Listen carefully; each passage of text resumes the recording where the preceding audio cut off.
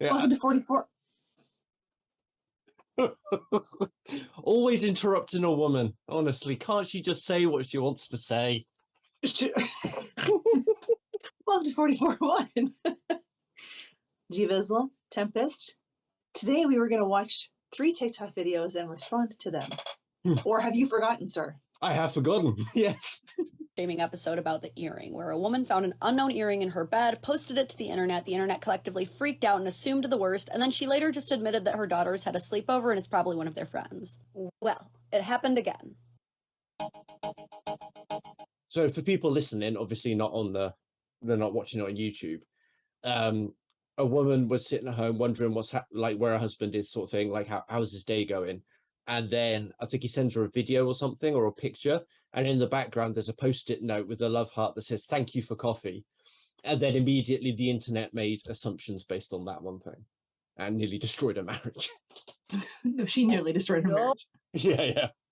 Oh, not the heart emoji and everything. Not gonna lie, this even got me going a little bit at first, because I will admit, every time I see a coworker save notes from another coworker, there's usually stuff going on.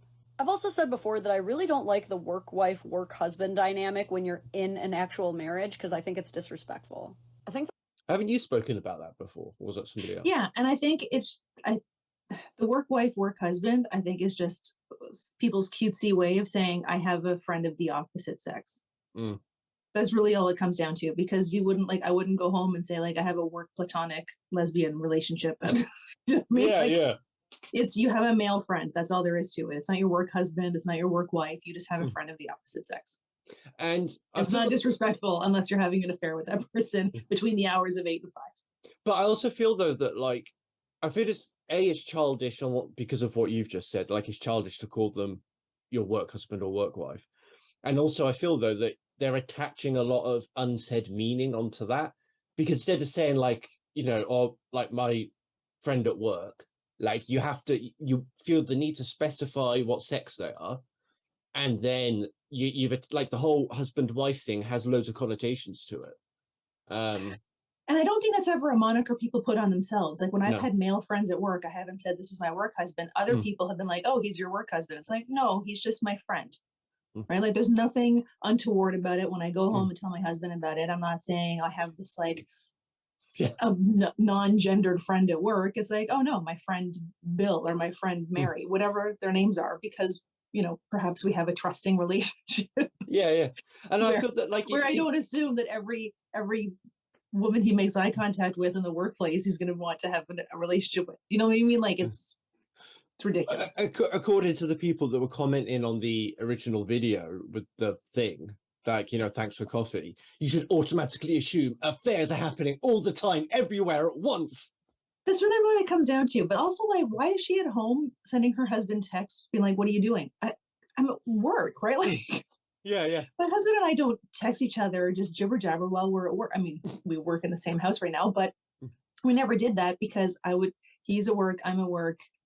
This isn't the time for jibber jabber conversation. Yeah. You'll see her when you get home, and then you'll relay your day. Yeah, text me about something important, or on your way home, can you pick this up? Or on your way home, do this. Not just hey, what's going on? Yeah, and the other thing is you want to question why you feel the need to text your partner at that point. I mean, this applies for men and women. This isn't just women, but you want to question, why am I texting them right now? What am I hoping for? Yeah.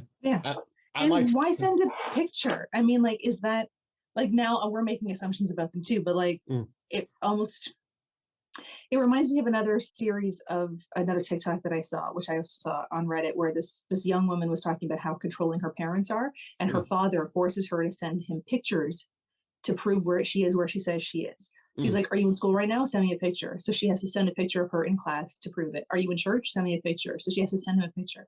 Is this? So, I mean, I wouldn't immediately think if my husband said, what are you doing, to send him a picture of what I was doing. I would just be dude, I'm at work. That's fucked just leave it at that. So why is he sending a photo? Is it to prove that he's there, or just because he didn't feel like texting? During the pandy, there were some areas of Australia where the local government would send you random texts and prove where you are, and you'd have to give them a selfie. Why? to make sure that you were at home and weren't breaching regulations. Interesting. I Yeah, think during if people were in quarantine, is Mm. what I've heard. I didn't happen to me, but if you were in quarantine, the government would call you every day at your home number to make sure that you were there to answer the phone. This is what you call a turnkey dictatorship. They've built the apparatus ready. They're just ready to flick it over whenever the mood suits them. That's not what we're talking about. We're talking No. about partnershiping. Focus. Yeah. Fuck off. I'll do what I want. You're not my boss. The worst I've ever heard was one I'm of your my business girlfriends partner. was I'm gonna partner shame you. You're a shitty business partner because you keep interrupting me. I'm removing your feminine agency. I'm mansplaining and Roll patriarchy. the tape. going to visit her now ex-husband's work party, and she went to introduce herself to a woman, and the woman's response to meeting her was, "Oh, I didn't know he was married." You can't do that, guys. You can't do that. Even if you didn't know he was married, the only response to meeting your coworker's wife is to say, "Oh my God, he talks all the time about you." The rest is out of your hands. So you would think Actually, that the any only excuse response is it's nice to meet you. Like you don't need to lie to that person. No. Just it's nice to meet you. Yeah. That's Oh, all hey. it is. Hi. How Yeah. you doing? And I feel like it's quite a stretch though to not know someone's married. I don't know, because I used to work with a woman who she never talked about her family. She didn't, and she had like she was happily married with 3 children, but you would never know it. She didn't talk about her family. I only learned about it because we became friends outside of work.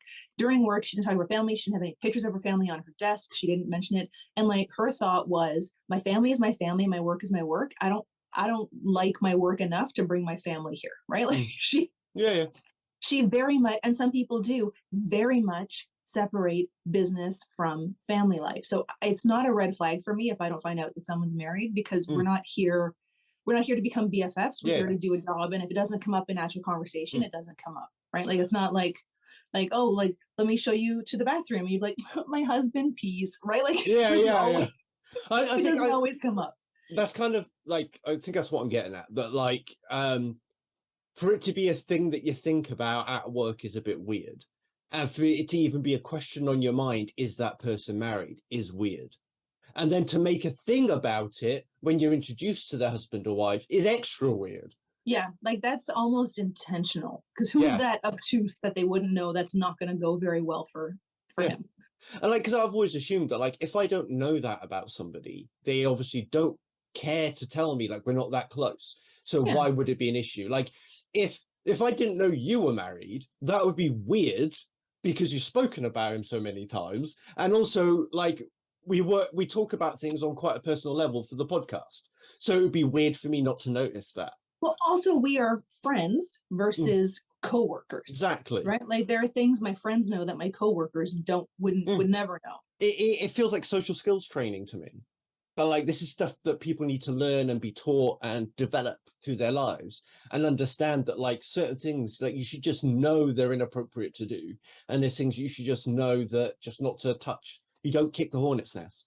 Exactly. And I mean, for all the people who immediately go down that negative space, it's like, why is everyone always so cynical? Like what, and this like goes to what we talked about a couple weeks ago about like the entire fundamental storyline of every romantic comedy ever made is the misunderstanding when you just ask like, hey, what's the story?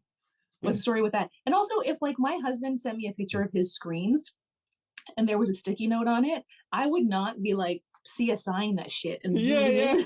It's a bit weird, isn't it? And like this is coming from an autistic guy that CSIs the shit out of everything in his life. I wouldn't do it with that because there's no point. Like it doesn't mean it. I would just assume that he's got a friend or something.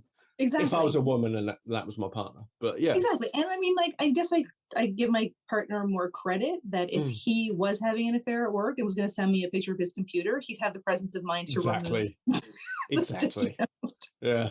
It is a bit of a running joke at the moment, like in the house. Like I always like take these digs because I have a lot of trust with my partner and stuff. But it's just like, but it just opens up a whole avenue for comedy. Just like the kind of things you could take the piss out of them for. Yeah, exactly. Yeah. Let's continue on with the rest of the story. A steaming pile of horseshit, but as it turns out, there is a very good reason for that note. In an update video, the creator says that she actually went to go speak to this female coworker about the note, and the female coworker told her that the reason she left that note was that her But why would you do that? Yeah. Why wouldn't you ask your husband what's up with that note? Why would you go to the female coworker and make it a very uncomfortable work situation for your husband now to like everyone. show up at his work and be like, what the fuck was that about? Like, because it's not like she likely didn't do it casually, right? Like, what business does she have being at his work and then specifically mention the note? And how does she know whose writing it was? Yeah, and I'm not saying that this is what I'm about to say. I'm not saying that that's why she was doing it, but that is a hallmark in an abusive relationship. If they come to your place of work and start interrogating your boss or your co-workers, that is a red flag for abuse. Yeah, that's pretty shady. Yeah. Because like I know someone whose mum was really fucked up, and then she, like, if she had an argument with her mum would call up this woman's co-workers and her bosses and just like shout down the phone about her daughter to her co-workers and bosses and basically slag her off and everything and say that she's a nasty piece of work, don't trust her. That's fucked up. Yeah. Very abusive. You got to avoid people like that.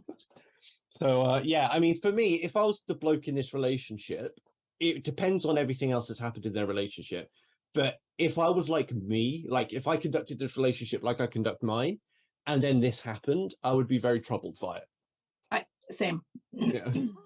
husband brought in the nastiest, most disgusting flavored mint coffee that everyone hated, and so she left that note with the most sarcastic heart she could possibly draw. I'm so glad the algorithm brought me that update because that is so funny. So now not only is this dude getting dragged by everyone at work for his shit-ass coffee, but he's getting dragged at home too. So between the earring and this post-it note, there's actually a term for this phenomenon. You've probably already heard of Occam's razor, which is basically that the simplest solution is probably the solution. That's a false characterization of Occam's razor, but let's carry on. I didn't know about the second one she's going to talk about, but she characterized Occam's razor wrong.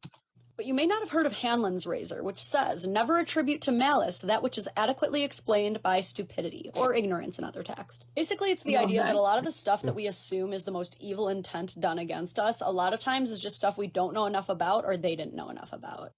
Honestly, you see this all the time.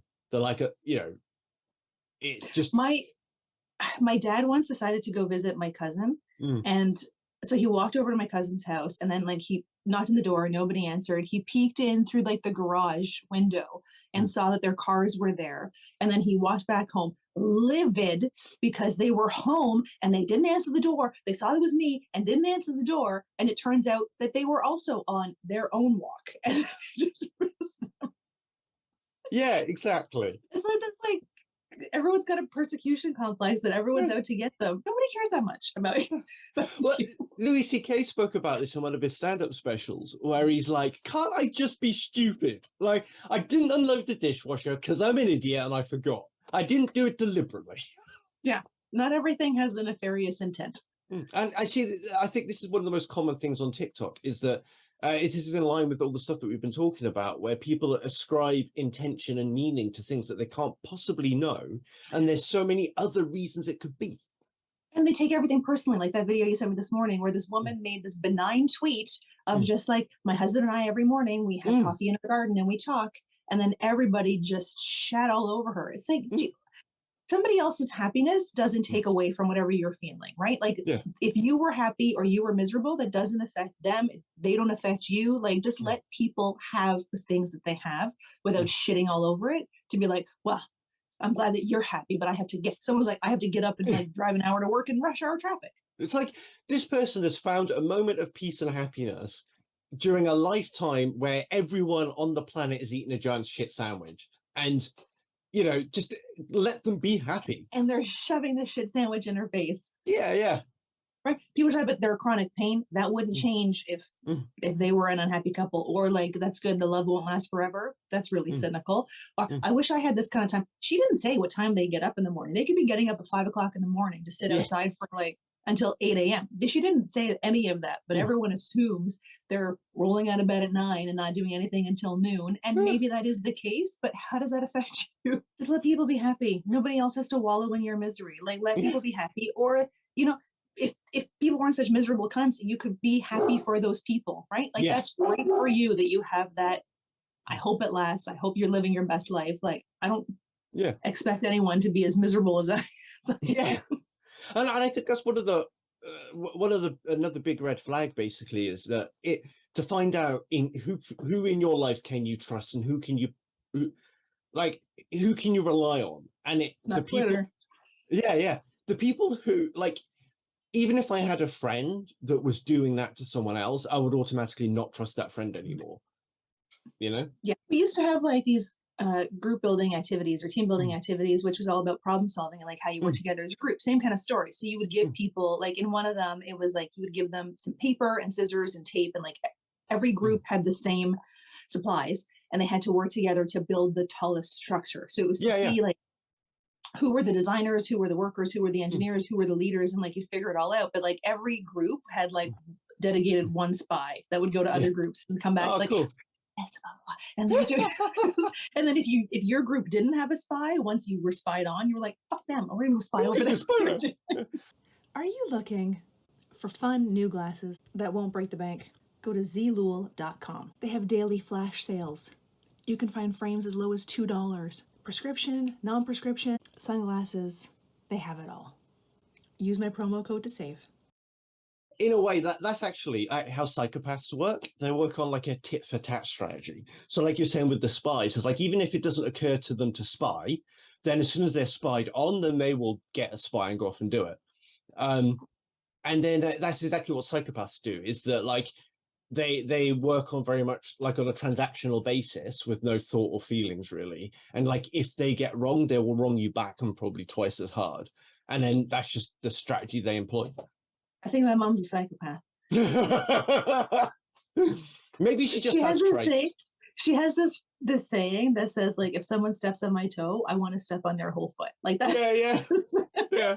That's her saying. So the moral of this video story is don't assume, because you make an asset of you and me. Yeah. Exactly. Yeah, because all of those kind of end up the same way. Someone's like, I can't believe my partner did this, and then everyone else is like, your partner's a terrible person. Yeah. You should break up with your partner, even though the majority of the time it's a benign situation. Yeah. And that's the thing is like, because I grew up in a, obviously as we said before, like, and this is just a learning thing, but like growing up in a troubled environment where you can't trust anybody, then it ruins your prototypes. So when you do come along somebody that you could trust, it's very hard to actually do that. And then when I was talking about how you get the unbidden thoughts in your head, and then anxiety and low self-esteem usually come around from listening to that voice in your head and actually giving it time. And then, so it's like a defense mechanism that's kind of gone wrong, because it's there to protect you, but then it's gone into overdrive because of either your brain chemistry or a trauma or the fact you just started listening to it one day. Unbidden. Or you started listening to all the strangers on the internet to tell you that your partner's a terrible person. Like it's funny. So on Reddit, am I the asshole? Sometimes people will do something where it's not even a red flag. It's just kind of like tinged of pink, or it's like one snippet of this person's life, and the comments are like, divorce them. You need to get out of there. They're a narcissist. This is a toxic relationship. And it's like, well, no, he just forgot to bring me my Smarties, right? Like, So, like, it's just, everyone is so extreme in that every reaction needs to be a 10 instead of let's problem solve. Let's work through this together. And I wonder as well, like how much the culture of the United States is impacting that. Because a lot of these responses, like they sound like, because Americans have like this over expression a lot of the time and an over response to these situations. And I feel like the internet has almost been kind of infected by that way of responding to stuff. And people think it's like, I don't know why everyone thinks it's so easy. Like there was a woman who was like, her story, I don't remember the details of it, but it was like, they've got a couple of kids and her partner's not doing what he's supposed to be doing, or he's okay, whatever it is, everyone's like, leave him. And it's like, wouldn't you want to try to work through it, since you're telling someone who has like a toddler and a newborn and is not working because they're on maternity leave, just be like, pack up and go. Doesn't matter if you don't have family or friends or anyone who can take care of you, just pack up and go. Like, and there's always this extreme reaction to everything. Yeah, and the other thing is like, like with abusive partners is they're very good at hiding it until it's too late. So they will do all of these things like love bombing, and they'll be really nice to you, and they'll do all the things that genuinely decent blokes will do. But then they'll do the abusive stuff behind it, and then they use it as a defense mechanism to stop you noticing that they're doing it. To be like, well, look all these other things I do. It's very nefarious. Insidious. I wanted to use the word nefarious, but I'd already used it once, so I don't want to use it again. Oh. Let's watch the other video. Okay. All righty.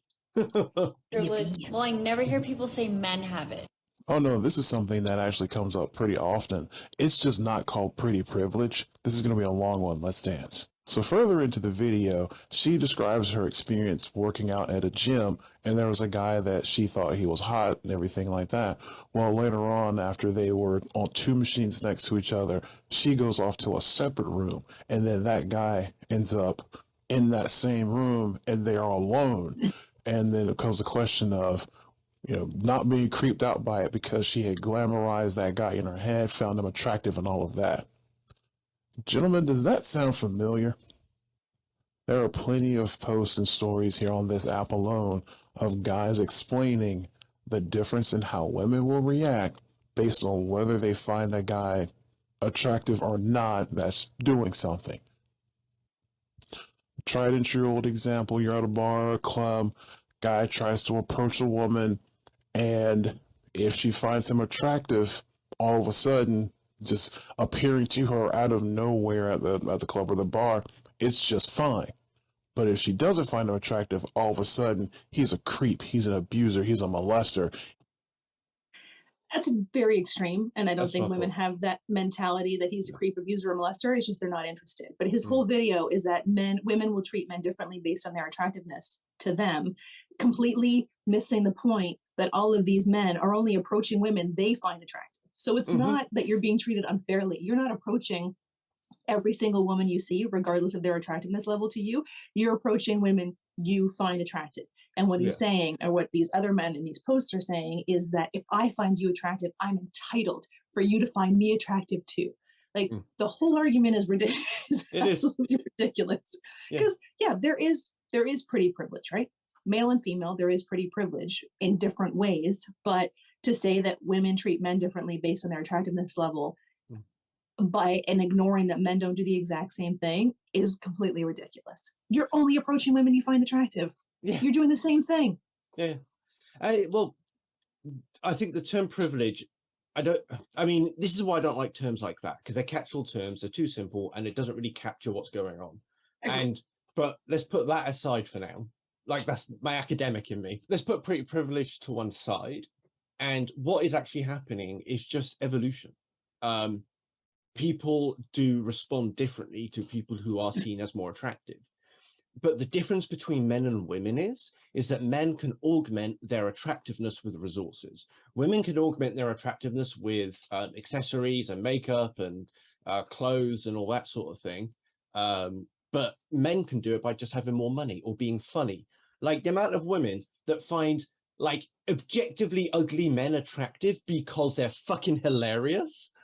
It's that women can see past that. Well, I don't know if they can, because here's the thing, there's men that I've seen, like Richard Ashcroft, for example, who's singer of Verve. He is. Oh yeah, I know him. Yeah. I don't find him an attractive man, but he has a sex appeal to him, right? There's almost a difference. But you say that women can get past it. So there was a study done, or probably not a robust study, like a loosey-goosey shits and giggles study, and it was done a long time ago about speed dating. So they had set groups of men and women to do speed dating. And at the beginning of it, they asked women what they were looking for in a man. And they were like, oh, I want him to be funny and kind and generous and blah, blah, blah, blah, blah. And if he's handsome, then that's a plus. Where guys were like, well, I want someone to be pretty and blah, blah, blah. So then at the end of the night, they checked who men and women had wanted to match with. So the women had all chosen the one or two best looking men, regardless of how funny the rest of them were. They chose the best looking men. Yeah. And the men had chosen, of the 10 women, they picked 6, right? They were trying to play their odds, where the women were like, I'm going to funnel my energy to these 1 or 2 and hope there's a match, where men were like, I'm just going to throw it out there and see where it lands. Yeah, that's just normal evolutionary strategy, though. And what you're, but this also, this speed dating environment, and applies to things like Tinder and stuff as well, is that it's a false market, because like what it used to be would be everything was more localized. So you were able to match with people within, I guess, your league, whether it's in terms of looks or resources or whatever, or your personality, you fit within a group of people. And what Tinder and all that have basically done, they've created a false market so that women can go in and then they can, like, these men are competing basically unfairly against like the studs, you know, they're basically competing against Premier League players. And you got blokes like me with like Division 2 trying to compete against that, and we've got no fucking chance. But so if you stand us next to each other, then of course they're going to rate them like that. But if you put like a really funny guy that is about the same look level as me, but if he's really funny and got an exuberant personality and he's engaging, then they're going to fucking pick him, aren't they? Instead of me. So yes, women can get past looks. It depends on the availability of what's there. I think men can too. Men aren't given enough credit in that respect, but because historically men have always been the pursuers, right? Like you always expect men to be the one doing the picking up. Of course, they're going to base it on, like, you can't look at someone and see that they're funny or they're, you know, intelligent or whatever the case is. So you go based on appearance because that's your first initial reaction. And that's the same thing for anything, right? Like if I walk into a store and I see something sparkly, I'm going to be drawn to that sparkly thing. Yeah, you could be like somebody said in the comments there, John Hamm's entire character in 30 Rock was about male pretty privilege. Right? Yeah. I don't get the appeal of him. I don't either, but but we know you've got fucked up taste, so this is why I'm surprised you with your husband, because he's actually handsome. And then you look at and then you look at Paul Hollywood and he's fucking grotesquerie. He needs to go live in Notre Dame or something. We've established that you're just jealous of Paul Hollywood. So you can shit talk all you want, but we all know. If you rub the magic lamp, you'd be like, give me those dreamy blue eyes. Actually, there was at least one person in the comments that said I was more attractive. Thank you very much. So is that you? Did you get another account? Yeah, I did. Yeah, downloaded some pictures of some random person. It's like Tempest tychology. Yeah. They'll never know it's me. Yeah. And the name's Christine. No, you're handsome. Thanks, Christine. Stop. At least someone thinks I am. Always fishing for compliments. No, I just know where I am. So I actually haven't watched her video, so I don't know what she had to say. But his video just goes on another 2.5 minutes of women will treat men they find attractive differently. But also, like, I think what a lot of people forget is the charisma adds to appearance. Yeah. Right? Like if two people looked exactly the same, right? They had the same outfit, just identical twins walking down the street, and one had confidence and was, like shoulders back, walking straight, just like big dick energy, for lack of a better term. And someone else didn't have that confidence, and you can see it in their, you can see that. You can see who, you can't see intelligence and you can't see humor, but you can see someone's kind of demeanor. Yeah. Like their gait, how they're presenting themselves. And that makes that goes a long way to increasing someone's attractiveness. It's like when you get to know somebody, their personality can affect how you see them. Yeah. Right? Like there could be beautiful people, but every time they open their mouths, just shit comes out, and you're like, you're just an ugly person. You don't have to be passive aggressive about it. You could just tell me. You're the type of person who gets marginally better looking based on your personality. I'll take it.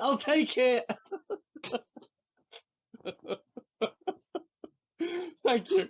Well, actually, there was so I've got 3 things to say based on all of that. The last one was what you just said, was that one of my ex-girlfriends, she works at a publishing house, and she works in rights and permissions, and her boss saw me once, and then she was like, she gave me like a really backward compliment or something, or like, well, he's not classically good looking, but I could see why you're attracted to him.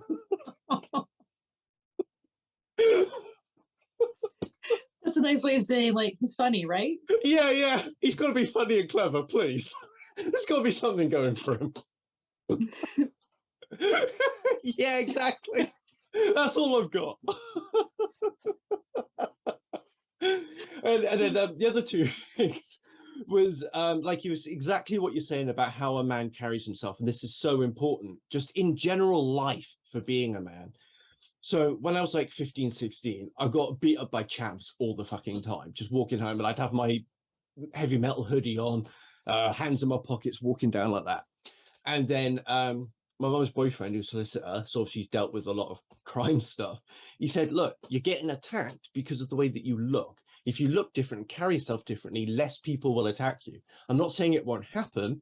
I'm just saying if you walk along like you fucking own the place, other men aren't going to mess with you as much. So I did it, That's and so then fair. haven't been attacked since.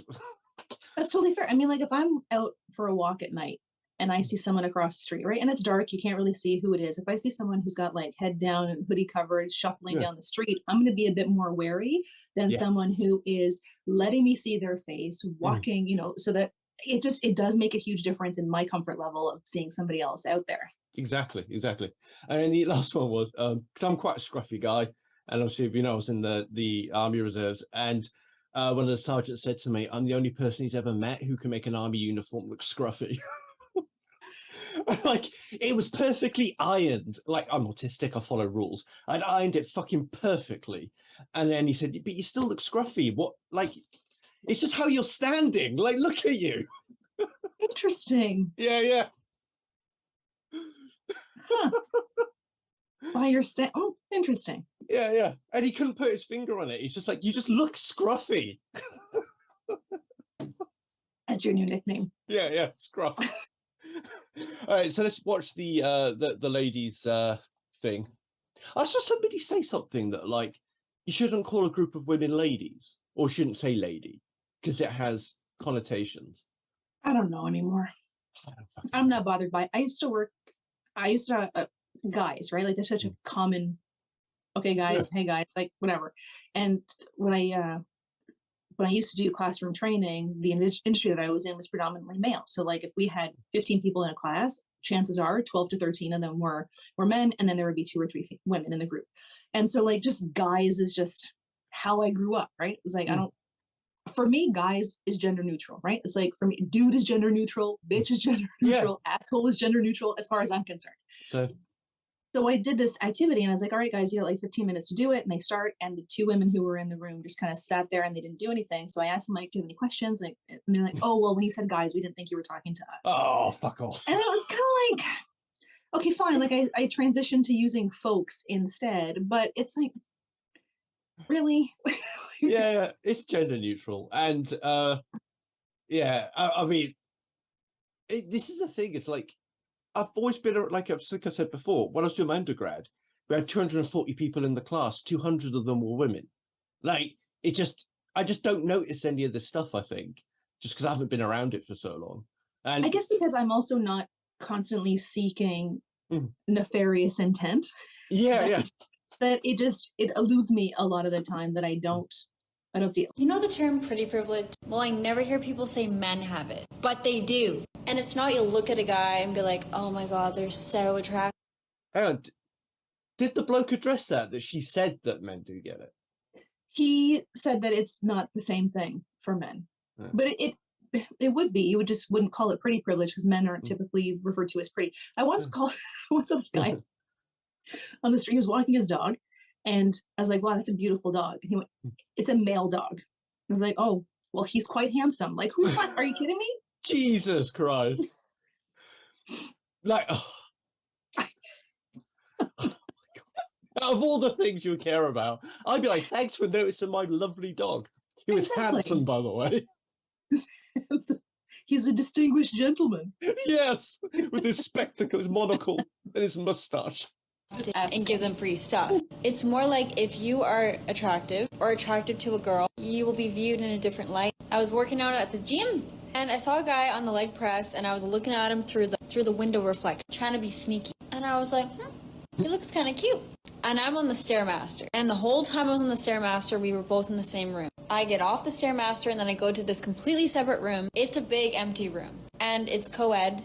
Girls and guys can both be in it, but there was no one in this room. It was completely empty. So I go put my mat out, start doing my whole ab routine, and this man comes into the room and starts working out right by me. And I was like, did he come in here because I came in here? Then I'm talking to my brother on the phone, and I said, do you think he went in there to follow me? And my brother goes, he probably didn't even go in there to follow you. He probably was just coincidence and he went to work out. But why do you sound flattered by that? That's fucking creepy. I don't care if this dude looks like Brad Pitt. If he followed you into that room just to be near you, that's weird. If he was someone that you just didn't find attractive, you would be weirded out by that. That made me question everything. I was like, what is wrong with me? It made me realize, no. But would she have been weirded out by that though? Like if you're in a space that's like, if I was working out in a gym and it had a big room that was co-ed and someone went in there, I wouldn't assume they were in there for me. I wouldn't think that they followed me in there, even regardless of what their attractiveness level was. I'd be like, oh, they're also using this space. Yeah. Like, why is everyone the main character? Like, Yeah, that is it.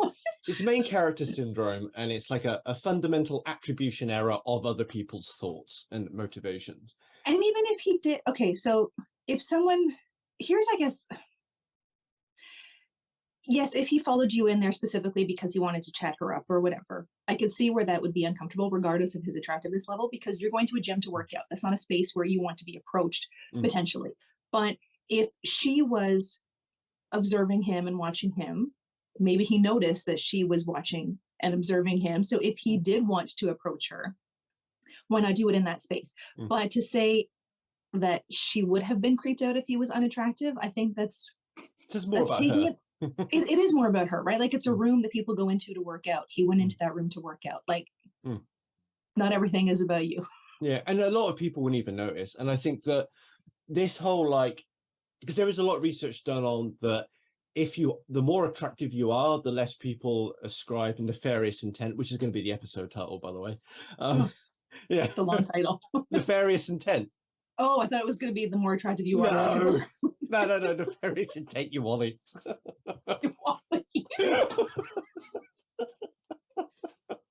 I do agree, because I mean, do we ascribe nefarious intent? Like, because I think Ted Bundy kind of took that out of the the water.